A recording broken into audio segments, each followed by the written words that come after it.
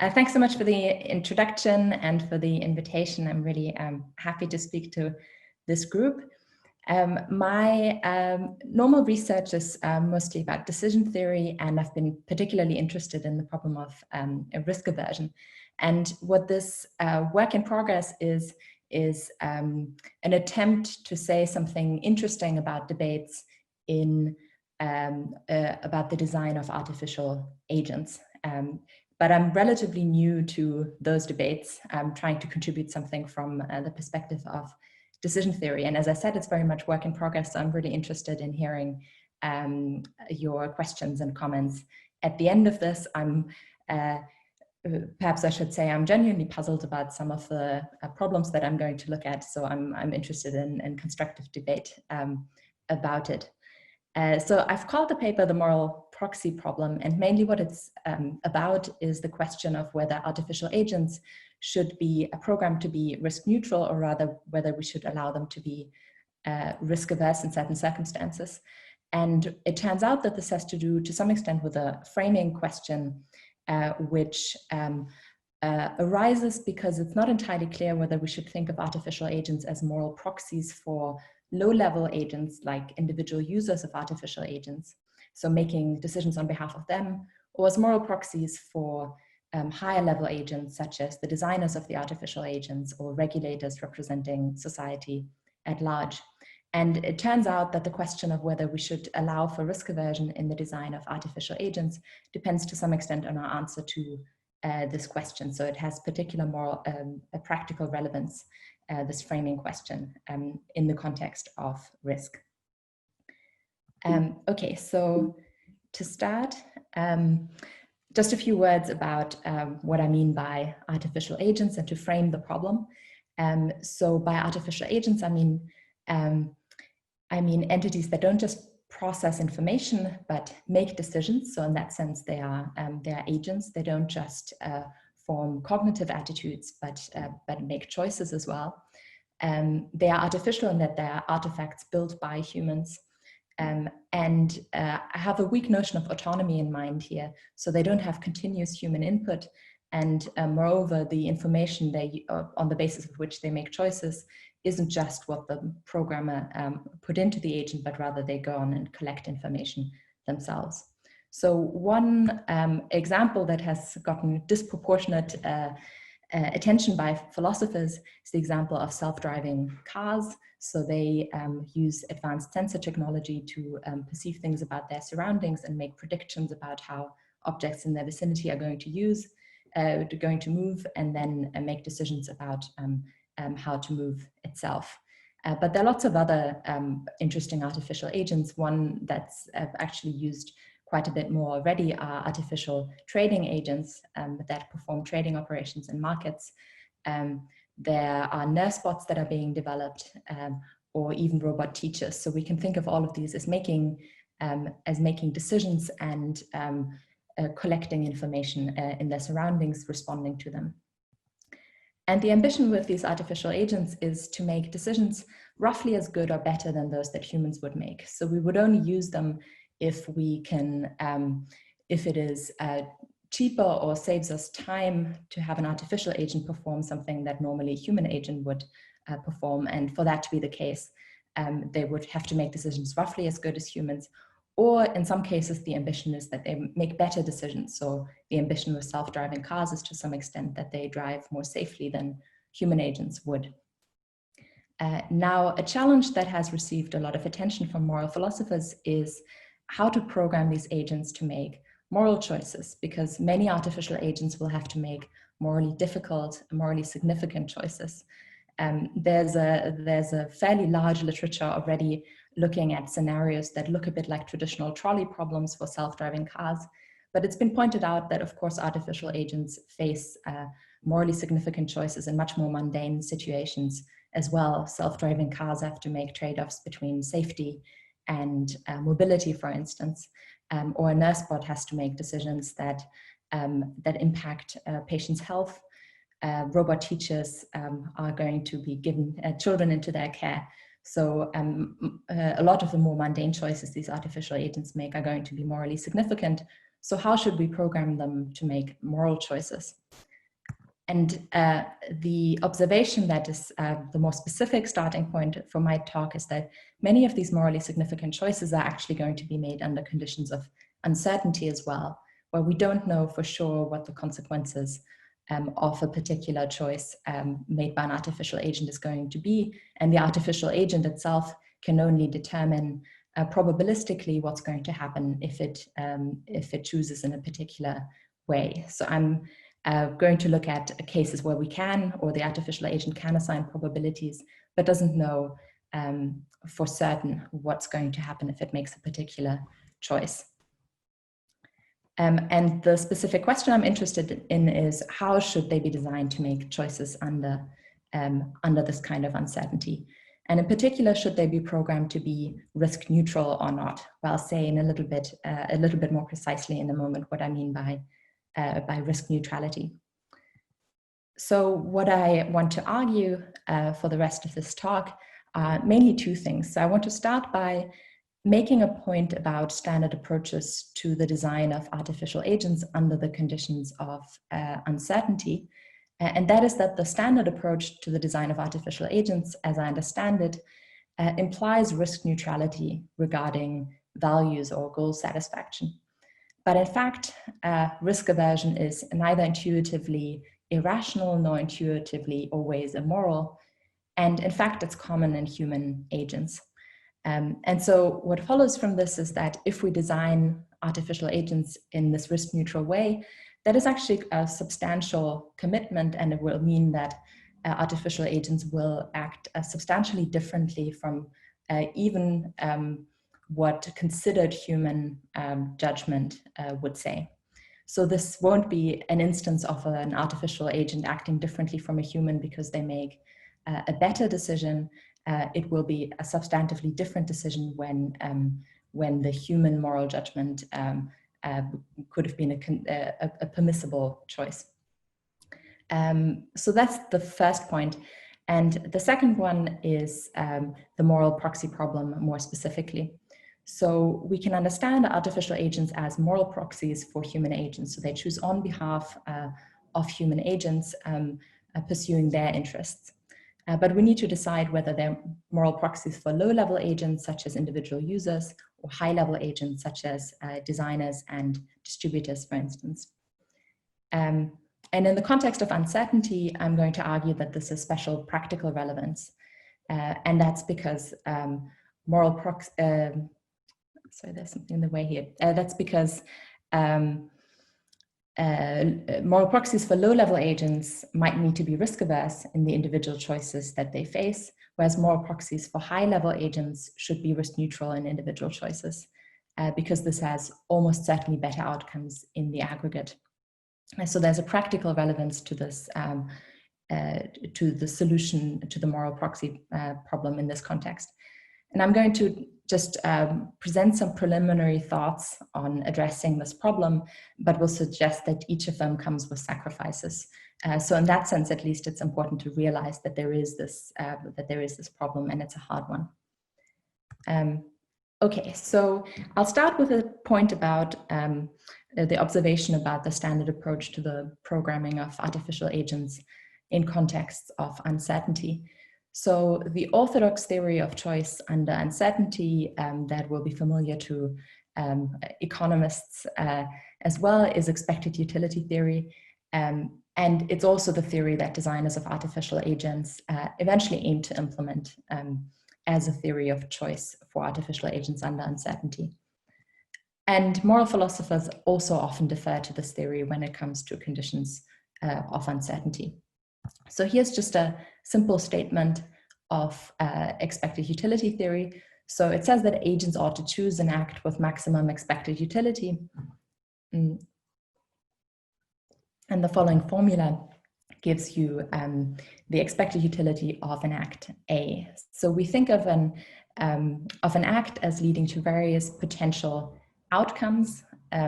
So the outcomes here are represented by X, and we can assign a probability to each of the outcomes if you take a particular action. And you can also assign a utility to each of those outcomes. And the expected utility is just the probability weighted sum of the utilities of the various different outcomes that your act might lead to. And expected utility theory asks you to maximize that probability weighted sum. Choose the act or one of the acts with maximum expected utility.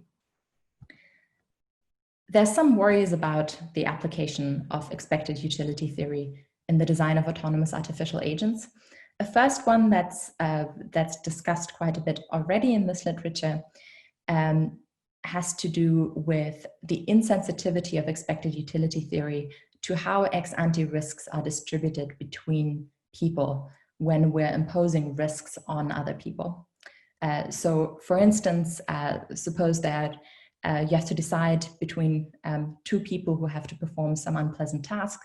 They're each equally undeserving of having to do this.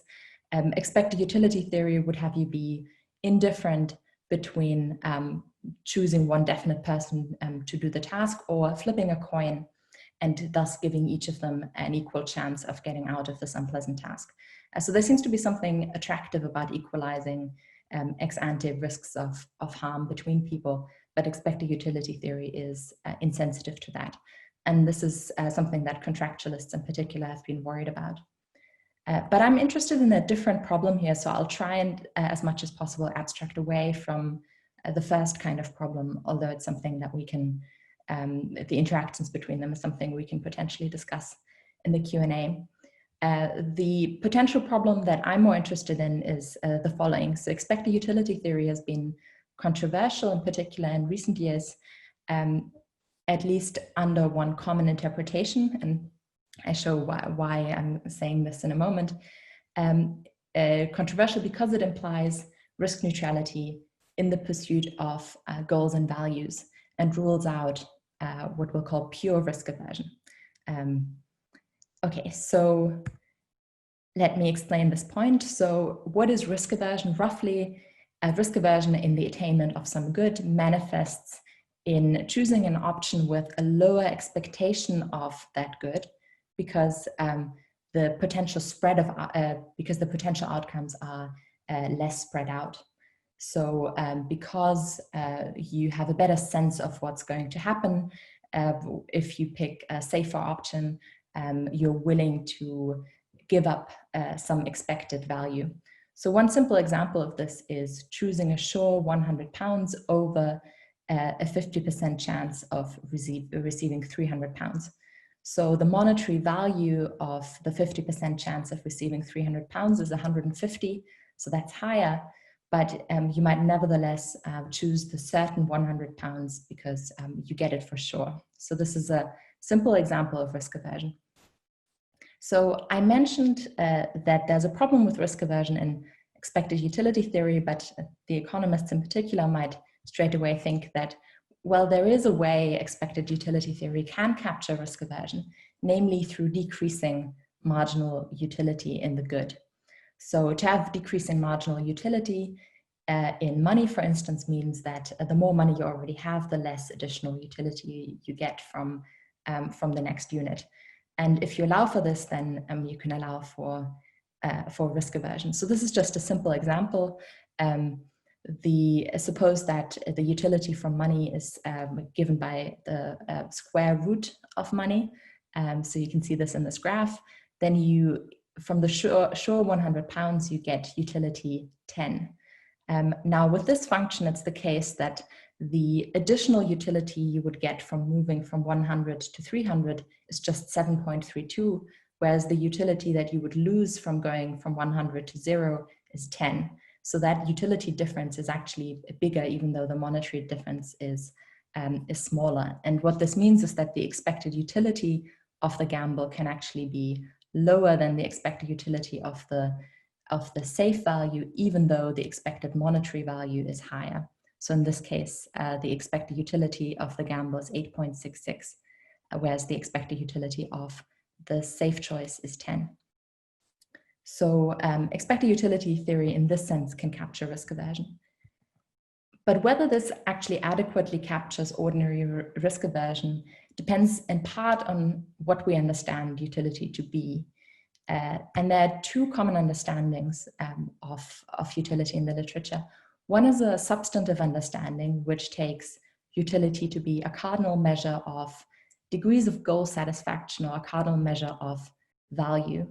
So if we look back at our example earlier, what this would mean in the case of money, when you've got decreasing marginal utility, that would mean that the more money you already have, the less valuable an additional pound is to you, or the less an additional pound serves your goals.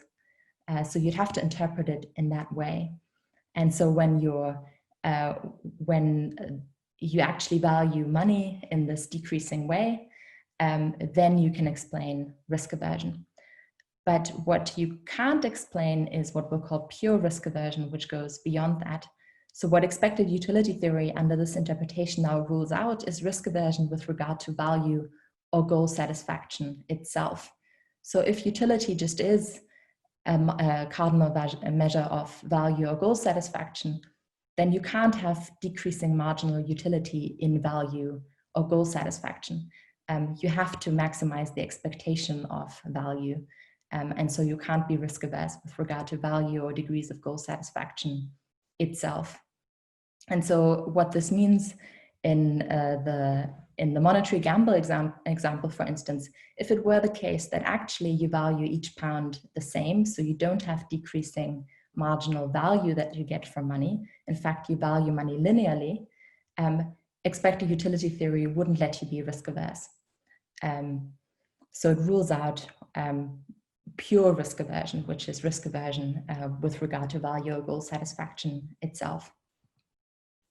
There's another understanding of utility which does allow for pure risk aversion, namely merely formal understanding. So if we think utility is just whatever represents an agent's preferences, provided these are consistent with the standard expected utility axioms, there's nothing that rules out saying that you've got decreasing marginal utility in value or decreasing marginal utility in degrees of goal satisfaction, because all that would mean is that you've got risk-averse preferences, preferences that can only be represented in terms of decreasing marginal utility in value. So this understanding does allow for pure risk aversion. Now, the point I want to make about standard approaches to the design of artificial agents is that the substantive understanding of utility seems to be common in this literature, both in the AI literature, but also amongst moral philosophers who often defer to expected utility theory. And so if the substantive understanding of utility is adopted, that means that we're ruling out pure risk aversion. We are imposing risk neutrality with regard to value itself. So here's just some evidence that this is standardly presumed in the literature on the design of artificial agents. The standard approach is to first specify the goals of the system in an objective function, or what's sometimes called a reward function or an evaluation function, which measures the degree to which the goals of the system are satisfied. And so just to take a very simple example, you can think of an artificial nutritional assistant programmed for high caloric intake. So the objective function there might just be a linear function of calories. But standardly, there'd be multiple goals and an objective function that specifies their relative importance. So in the case of a self-driving car, that might be reach your destination fast, use little fuel, avoid accidents, minimize harm in case of unavoidable accident, and so on. And then the standard approach is to program directly or train the agent to maximize the expectation of that function. So what this essentially means is that we're setting the objective function equal to the utility function and then applying expected utility theory. So this amounts to a substantive understanding of utility. So here are just some quotes from one of the most popular textbooks on the design of artificial agents. For each possible percept sequence, a rational agent should select an action that is expected to maximize its performance measure given the evidence provided by the percept sequence and whatever built-in knowledge the agent has. And an agent's utility function is essentially an internalization of the performance measure. So In the literature on the design of artificial agents, as I understand it, it's usually assumed that the objective, that we maximize the expectation, the goal is to maximize the expectation of the objective function, which amounts to a substantive understanding of utility within expected utility theory, which rules out pure risk aversion. And in moral philosophy, we often find the same assumption. So expected utility theories, they are also often taken to imply expected value maximization.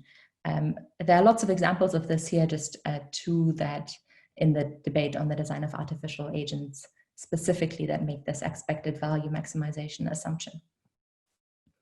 But the crucial point here is just that the substantive reading of utility commits us to risk neutrality regarding value or degree of goal satisfaction. And so by adopting the substantive reading of utility, the literature on the design of artificial agents is committing itself to risk neutrality.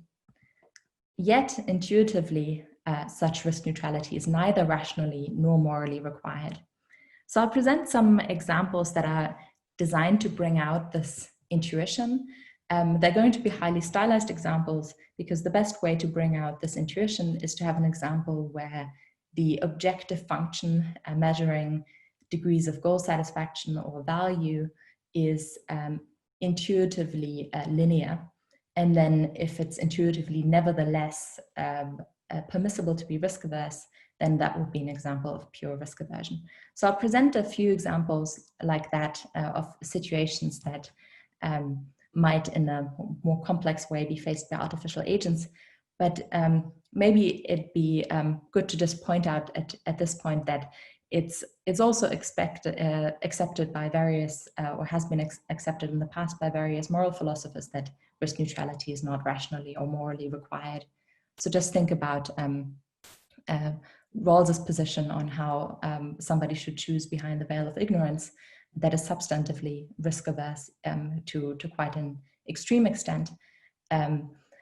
In the more applied moral philosophy literature of recent years, people have talked a lot about the precautionary principle. So anyone who's in favor of that will think that risk aversion, substantive risk aversion, is permissible rationally and morally. And of course, here I'm to some extent motivated by the recent literature in the decision theory literature that questions whether expected utility maximization is really rationally required and looks at the potential normative plausibility of generalizations of expected utility theory. Okay, so here is a first example. It's slightly along the lines of trolley problems, so I hope you forgive me that. I'll look at two different examples in a moment. So it's an example of crash optimization. So suppose that a self-driving bus is heading towards a group of 10 people and a lethal collision is unavoidable, but the car could swerve left or right to reduce the number of fatalities. So in this case, as long as we hold other potentially relevant factors equal, it's plausible to suppose that an objective function measuring degree of measuring value or the goals of the agent should be linear in lives saved. So the idea here is that each life saved is equally valuable, at least if you hold various other factors equal. Now the specific choice, suppose the specific choice faced by the self-driving bus is to either swerve left to save one person for sure, or to swerve right and have a 50% chance of saving nobody and a 50% chance of saving 3. Now, a risk-averse agent might prefer swerving left and saving one person for sure. And I submit that's not obviously irrational or morally wrong. So the thinking would be, you'd rather be safe than sorry and save the one person for sure. You wouldn't want to risk saving nobody at all on the 50% chance of saving more people. Now, if you don't find this example persuasive, we can also change the numbers to make the case that the expected number of lives saved is closer. So in the example as I gave it here, the expected number of lives saved by going right is 1.5. So a risk-neutral agent would swerve right. Now suppose the chance of saving 3 is actually only 34%, and the chance of saving nobody is 66%. In that case, the expected value is quite close. A risk-neutral agent would still go right. But here you don't have to be particularly risk-averse to prefer swerving left instead. So just a quick side remark, I assumed here that no randomization is possible, and this is to assume away the potential concern for equalizing chances of survival in this case, where you could randomize between the two options in order to give everybody 1/3 chance to be saved. So we'll assume randomization is not possible. So here's another example that is structurally exactly the same, but just to show that these kinds of cases might not only occur for self-driving cars, which is the standard example a lot of moral philosophers have used in recent years. So suppose an artificial rescue coordination center has to decide between sending a rescue team to one of 2 fatal accidents involving several victims, some of which might be saved if the rescue team gets to them, but there's only one rescue team. Again, it seems plausible that the objective function should be linear and lives saved if we hold enough further factors equal. And the choice is between saving 1 for sure and a 50% chance of saving nobody and a 50% chance of saving 3. And again, the risk-averse human agent might prefer sending the team to accident 1. And this doesn't seem obviously irrational or morally wrong, or if you think it is so, you can play around with the numbers to potentially find a case that you might find not obviously irrational or morally wrong, but is nevertheless an instance of risk aversion. Both of the examples we just looked at, you might think are, well, these are rare events. There won't be decision situations that artificial agents are going to face very often. So here's an example that is potentially one that might be faced by artificial agents more frequently. So it's again an example of a self-driving car. Suppose a self-driving car is driving on the left lane of a dual carriageway, and it's approaching one person on the side of the road next to a broken down car. And at the same time, there's a car with 2 passengers approaching from behind on the right lane. And the car estimates that there is a small chance that the car behind is approaching fast enough to fatally crash into it should it change lanes. But there's also a small, but 3 times as big a chance that the person by the side of the road is going to stumble into the road at the wrong moment and be fatally hit. So in this case too, I think it's quite plausible that the objective function is linear in accidental killings. The agent should show equal concern for any person they might accidentally kill, other things being equal. Suppose the 2 options are, if you don't change lane, there's a 0.3% chance of killing the one person who might stumble into the road. The expected number of fatalities here is 0.003. Or you might change lane, in which case there's a 0.1 chance of killing 2 people. And the expected fatalities here are 0.002. And here again, a risk-averse agent might prefer not to change lanes, even though that has a higher number of expected fatalities, namely 0.003, because of considerations of risk aversion. So the thought would be you wouldn't want to risk actually killing 2 people, and the decreased chance of that happening doesn't somehow make it worthwhile to take the risk of killing 2 people. So one very simple kind of choice rule that would give you that result is if you wanted to maximize the worst possible outcome, which if you don't change lane is killing 1, but would be worse, namely killing 2 if you did change lane. But you don't have to be so extremely risk averse. It might just be that you give greater weight in your decision making to the worst possible outcomes. And then the result of that might be that you shouldn't change lanes, even though that has a higher expected number of fatalities. Okay, so what is the takeaway from these cases, or what were they meant to illustrate? These stylized cases were chosen to illustrate the intuitive permissibility of pure risk aversion because they feature an uncontroversially linear objective or value function. But nevertheless, if nevertheless agents there are intuitively not irrational in being risk averse, that illustrates the plausibility of pure risk aversion. But of course, most applications will feature more complex kinds of value function, trading off different kinds of concerns. So this is the case with self-driving cars, who have to trade off safety concerns with other kinds of concerns, such as getting to your destination fast. Or if you think of a nurse bot, they have to maybe trade off the inconvenience of an intrusive kind of procedure with an increased chance of a better health outcome, for instance. Or a teacher, a robot teacher who has to trade off average exam performance, for instance, and the number of people who are going to fail the exam. So there are multiple goals at stake in most applications, but if a pure risk aversion is plausible in the simple cases, there's no reason to think that pure risk aversion shouldn't be a factor there as well, and that nurse bots can be risk averse, or human nurses can be plausibly risk averse when they make trade-offs between health outcomes and inconvenience, for instance. And in the case of human agents, we tend to be permissive of a range of different levels of risk aversion.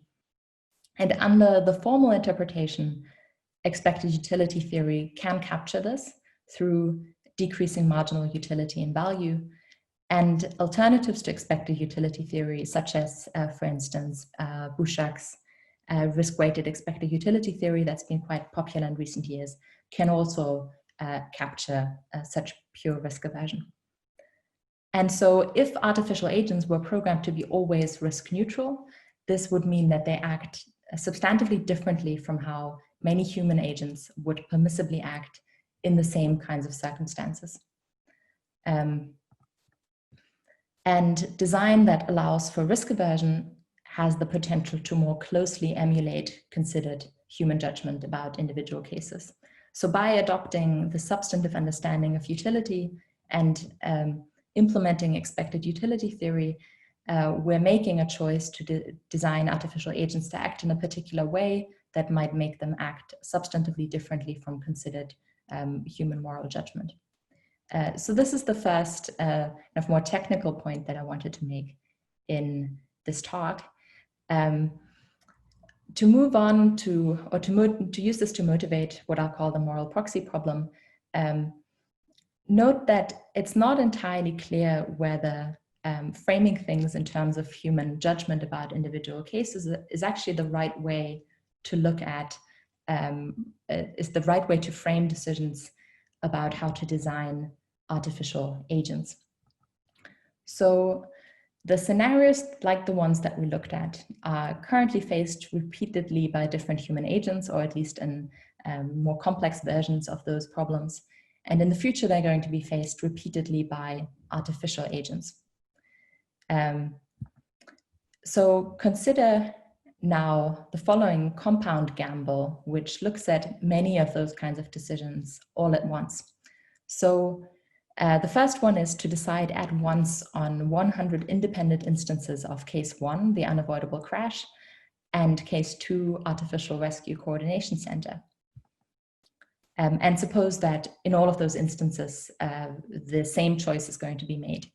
So if in all of those instances, the safe option is going to be chosen, you will save 100 people for sure. And if in all of those instances, the risky option is going to be chosen, the expected number of lives saved is 150. So this is not a surprise. It was the expected number of lives saved was already higher in the individual case. But what should let us pause is that now the chance of saving fewer people, if you go, the chance of saving fewer people than in the safe option is less than 0.5%. So it's extremely unlikely that you will save fewer people by going with the risky option or risky option than it is if you always go with the safe option. And now consider the following compound gamble for the third case, the changing lanes case. Suppose you have to decide at once on 100,000 independent instances of case 3. There's a safe option where, so if you always go with the safe option, the expected number of fatalities is 300. And if you go with the risky option, the expected number of fatalities is 200. So again, this isn't a surprise. We knew that the expected number of fatalities is higher for the safe option, even in the individual case. But note that the chance under the safe option of fewer than 250 fatalities is 0.1%. And for the risky option, the chance of it being more than 250 is about 0.7%. So again, you're virtually certain that there are going to be fewer fatalities if you go with the risky option in every instance of this choice. And so in both of these types of cases, it seems unreasonable in this compound decision to choose the safe option.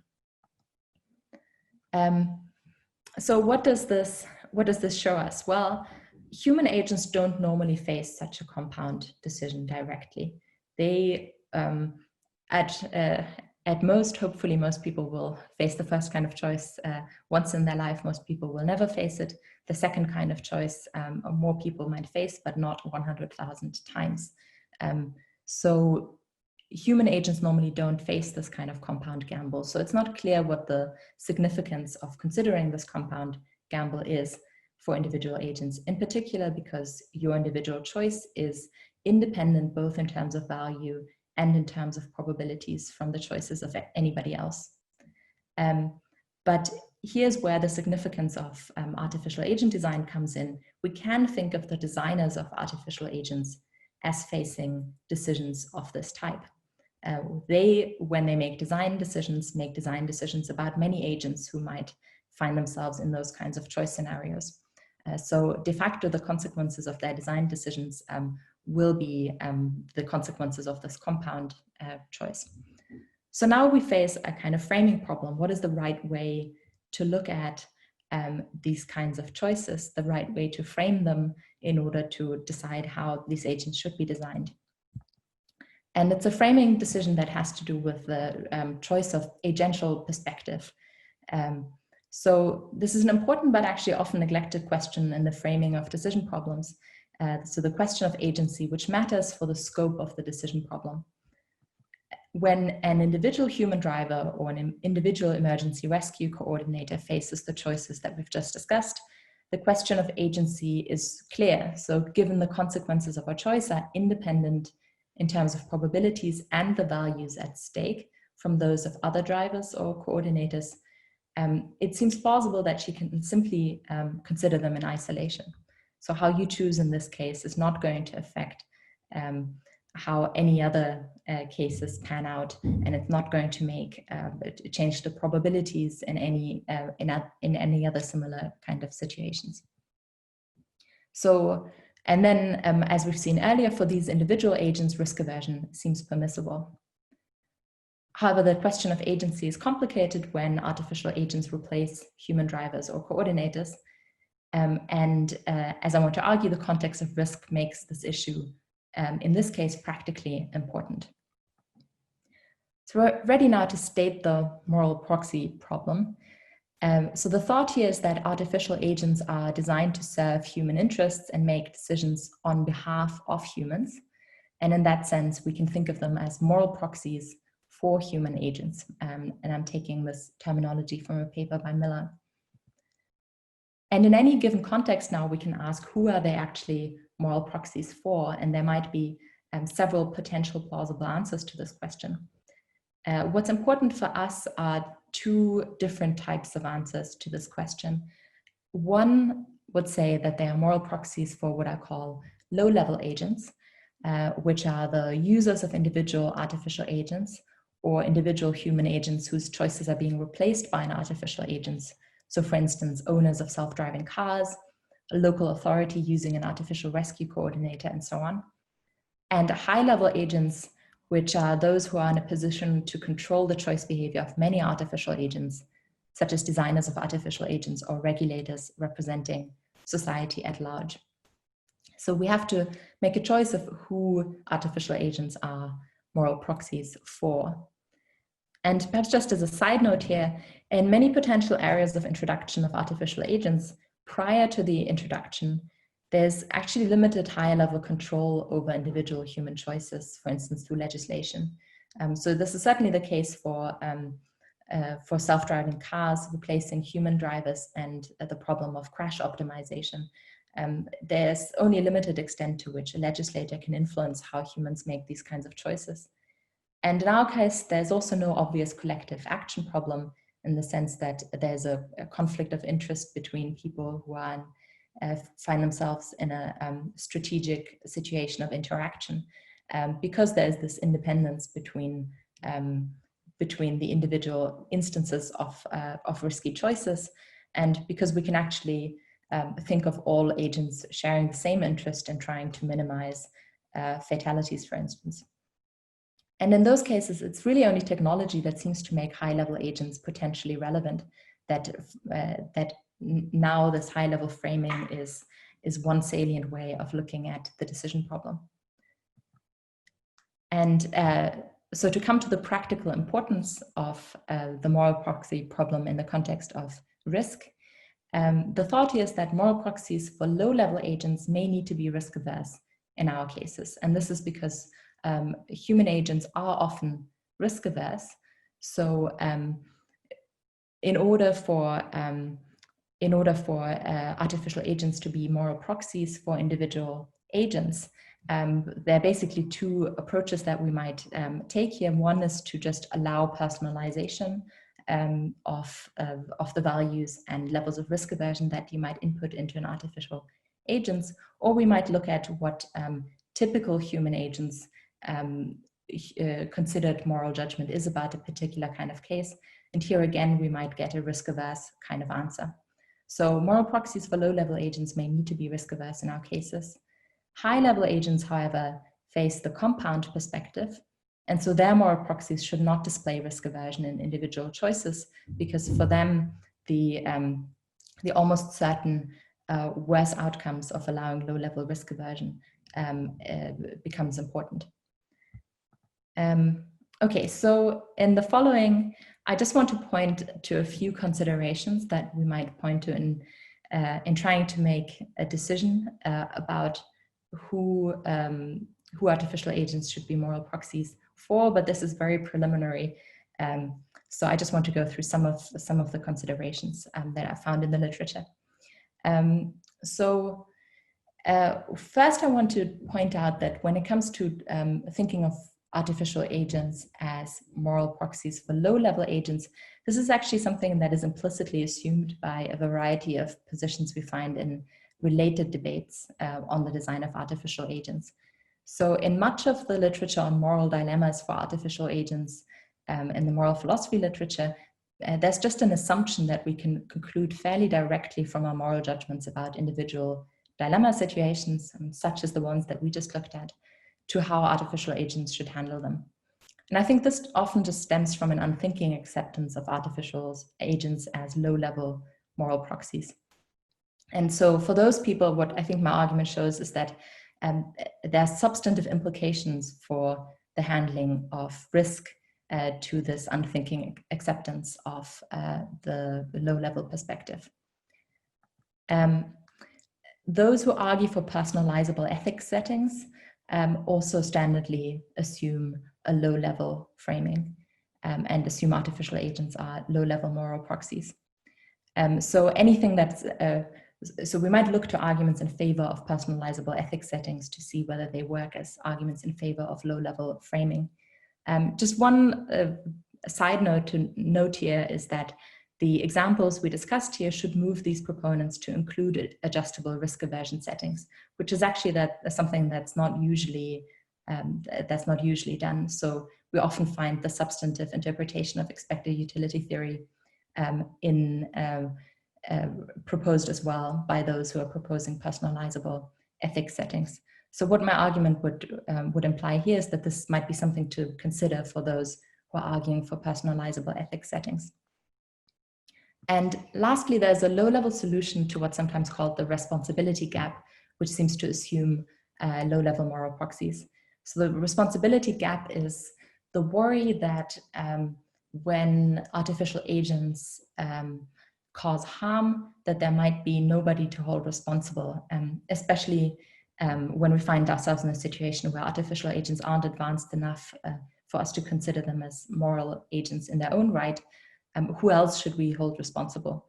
And one response to this worry is that it is individual users that are responsible or legally liable for harms caused by their artificial agents. Now, I think this is only plausible if they have a similar degree of forward-looking responsibility. So that literature is mostly about responsibility for harms already committed, but I think it's only plausible if there's also forward-looking responsibility for choices to be made, and decisions about programming are framed from their perspective. It seems like it would be unfair to hold individual agents responsible for choices that are justifiable only from a higher level agential perspective.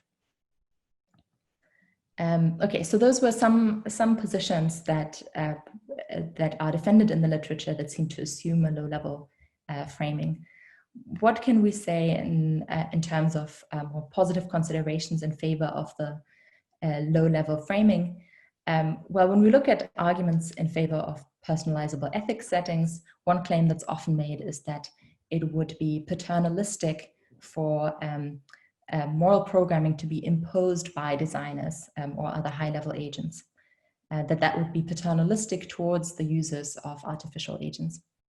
I think one fairly immediate worry here is that in a lot of the kinds of cases we're interested in here, these are moral choices about risk imposition on other agents. And usually when we impose a choice on somebody in order to, say, prevent harm to somebody else, that's not an instance of paternalism.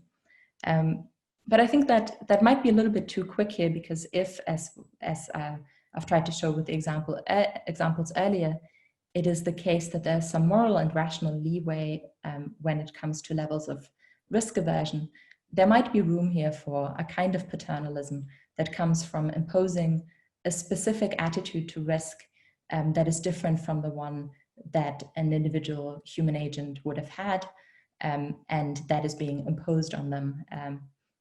So there might be some room for paternalism here, but we can't use this as an argument in favor of low-level agential framing, because in fact that would be question begging. So this is only compelling if the moral choices are actually in the legitimate sphere of agency of the users and the artificial agents act as their moral proxies. And so to appeal to paternalism, to argue for low-level agential framing would be question begging. But perhaps an argument kind of in the vicinity here that's potentially more successful appeals to the notion of liberal neutrality. So difficult moral trade-offs are often ones that there's reasonable disagreement about, and the context of risk introduces additional intuitive, rational, and moral leeway. And in those contexts, one might think that higher-level agents should maintain liberal neutrality, shouldn't impose a particular decision on individual agents. So it shouldn't be Google that's deciding these things, would be the thought. And one way of maintaining such neutrality is to partition the moral space so that individuals get to make certain decisions themselves, especially on matters where we don't face a traditional collective action problem, as I've argued, we don't face in the kinds of cases that I presented. And personalizable ethics settings are one straightforward way of partitioning the moral space in this way.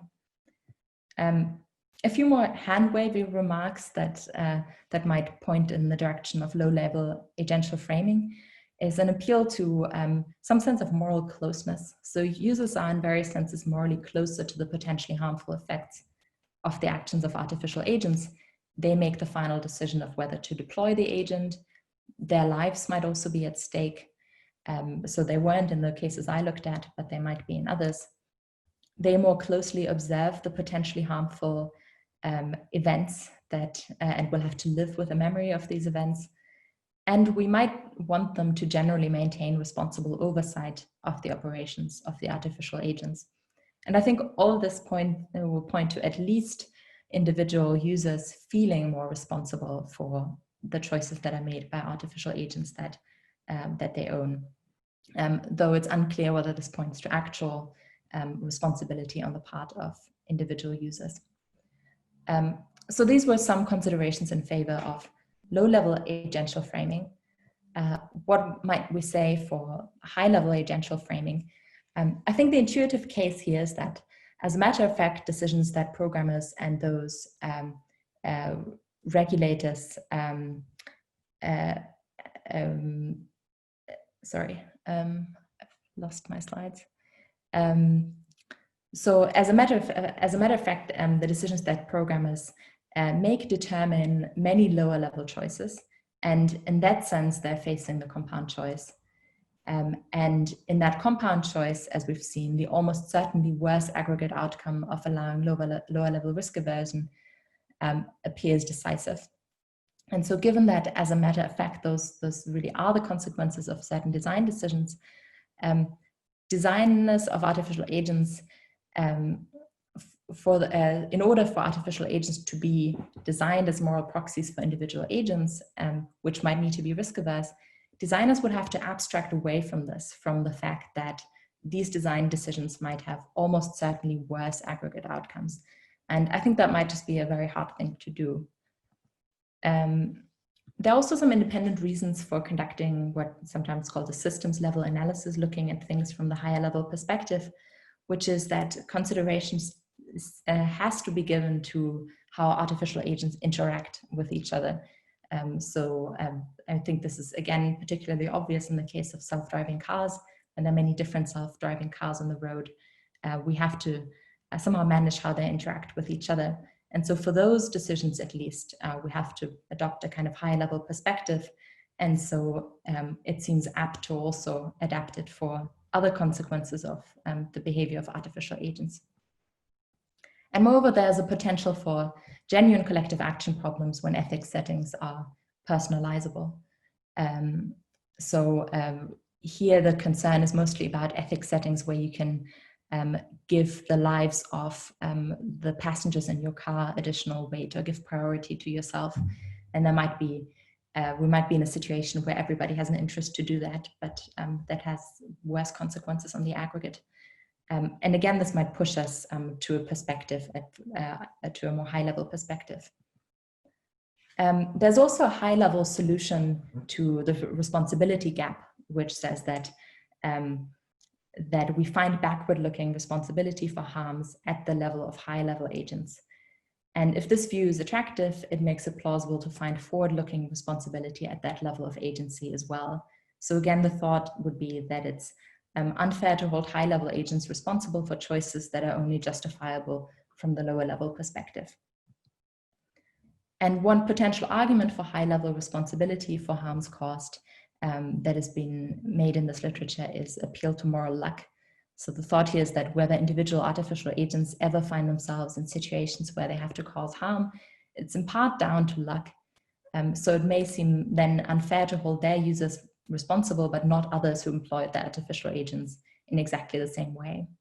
And this might speak in favor of collectivizing responsibility when we can. So this high-level solution to the responsibility gap, again, might point to a high-level agential framing for choices under risk. So I think neither case is entirely conclusive.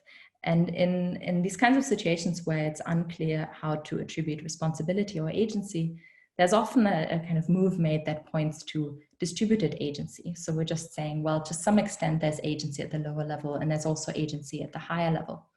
And we find this appeal quite often in discussions for about the responsibility of artificial agents. So here are some examples. Tadeo and Floridi write, the effects of decisions or actions based on AI are often the result of countless interactions between many actors, including designers, developers, users, software and hardware, and with distributed agency comes distributed responsibility. So they are saying there's distributed agency across the higher and the lower level, so including designers and users. And here's an example from the legal literature. There's this idea of a legal electronic person that might be responsible, that's composed of designers, producers, users, and so on. So again, a composition of higher level and lower level agents. The problem, though, is that for the problem under consideration here, appeal to distributed agency actually doesn't help. And that's because normally what we would think how decisions are made in cases of distributed agency is we negotiate on a way forward between the different sub-agents involved. But that requires us to already have picked a framing of the decision problem. But here, adopting one or the other agential perspective results in different ways of framing the decision problem. We need to settle on one before we can actually solve it. So this doesn't help with this problem. And in fact, the moral proxy problem complicates distributed agency, distributed responsibility more generally, I think, because if substantively different programmings are plausible from the high level and the low level perspective, it might be unfair to hold high level agents responsible or only partially responsible for choices justified from the low level perspective and vice versa. So appeal to distributed agency doesn't help. It seems like we have to actually choose between the two perspectives. And I think the takeaway here is that both options involve sacrifices, and the main takeaway, I guess, I want to be is that those who are proposing these framings should be aware of the potential downfalls. So for the high level, the worry is that this involves imposing specific courses of action in matters where there's intuitively rational and moral leeway when human agents are involved, and it risks absolving users of artificial agents of felt or actual responsibility for the artificial agents they employ, or having them live with consequences of choices they would not have made. And the pitfalls of going with the low-level perspective is that this involves designers making design decisions that have almost certain worse aggregate outcomes than other available design decisions. And this limits our resources to solve various other problems that can only be solved from a high-level perspective, such as problems to do with the interaction of different artificial agents. So just to give a brief overview again of what I've argued, first part of the talk was meant to show that the standard approach to artificial agent design assumes substantive risk neutrality, and that's something that makes them act differently from from considered human judgment, which might display risk aversion and is not obviously irrational or immoral in doing so. And the second part looked at what I called the moral proxy problem, which asked the question of whether we should think of artificial agents as moral proxies for higher level agents or for lower level agents, and points out that in context of uncertainty, this has special practical relevance because moral proxies for low-level agents may need to be risk-averse in the individual choices they face, and moral proxies for high-level agents should be risk-neutral in individual choices because this has almost certainly better outcomes in the aggregate. And I've, in the end, considered some ways of potentially addressing the problem, but I think each comes with sacrifices, and so this is a hard choice that people in this debate should be aware of, I think. Okay, and this is it. Thank you very much for listening till the end, and here's some references.